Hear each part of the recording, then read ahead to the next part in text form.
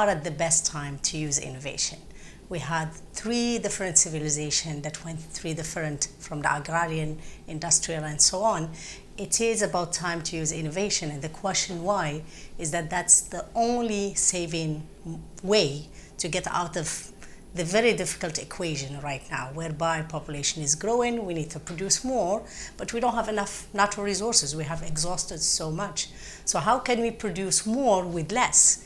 That's where innovation is. And I think there are many innovation technologies that have been tried in the region, and there are more that we should explore.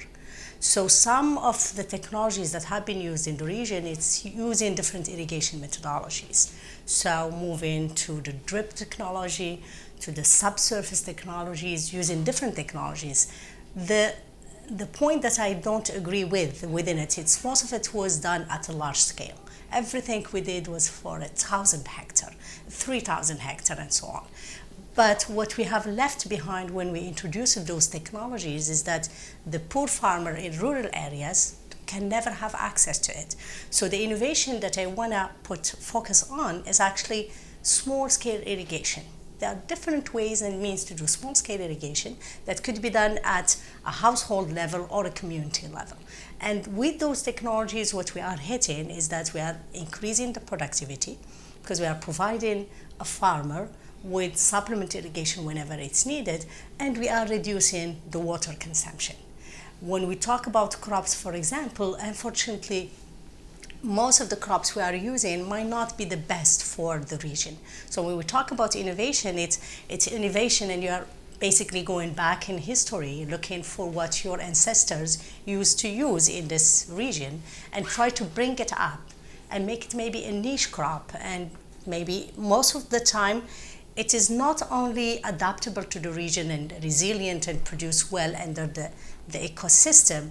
On the top of that, most of them you find them very, very nutritious. So when you go back to the biodiversity and you go back to those local native species that we have unfortunately neglected over the last 50 years, what you find out is that you have a better adapted crop to your region, and also it's a more nutritious crop. So we talk about old land races in Morocco, for example, in the mountain area of barley, of wheat, or maybe other crops. If we go to other regions, like in Ethiopia, you're going to find the teff and other crops in other regions. So those innovation, I think I'm talking much more on the technology innovation, but sincerely the solution is not only in technology. Technology is one component of it.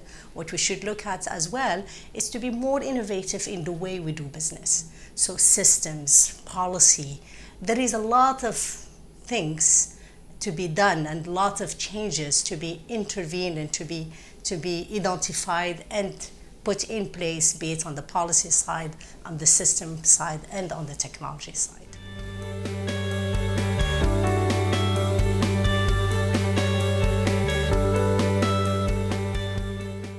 So on the investment side, what we are lacking in the region, it's investment in innovation per se. So unfortunately, the region has one of the lowest rates in investment in research and development. So most of them are below 1% GDP, and many of them are below 0.01% GDP. So it's very unfortunate, and we need to believe that if we want to have a solution that are adapted to our region, that are adapted to our culture, that are adapted to our population and communities, we need to invest in research and development. So that's lacking big time in all of the region. So if we get that investment in to find those innovative solutions that are adaptable to us, the scaling up is a huge component that unfortunately many countries have not been able to bridge it.